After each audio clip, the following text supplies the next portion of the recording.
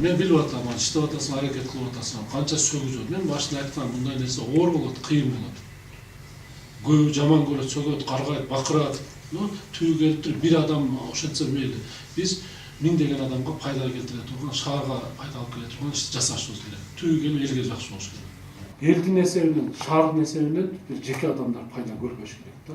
Бирөө миллиардер болуп, же миллионер болуп, же болбосо бала чакасын бакпаш керек да. Аны мына ушул отургандарыбыз баардыгыбыз тартипке алып келишибиз керек. Эмне үчүн силер жетекчи болуп отурасыздар?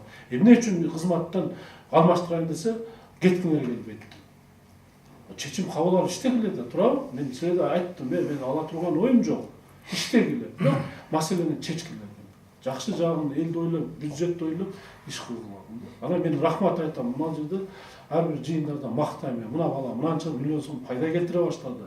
Иштейбизби, бардыгыбыз бир туугандай, бир ата-аналарында иштейли. Максатыбыз бир болсун деп суранып дагы айттым мен силерге. Бардык нерсе болот тартип кылыш үчүн. Иш, жумуш, ошо ишти каалайсыңбы иштеш керек. Жок, оорбу, анда тапшырып берип кетиш керек. Мен оорбуда кыйналдым. Акылым жетпей калды, күчүм жетпей калды, чарчап атам, ден соолугум болбой атат деп анда бул көтөрүш керек, иштей турган энергичный жаш балдарга алып келишибиз керек.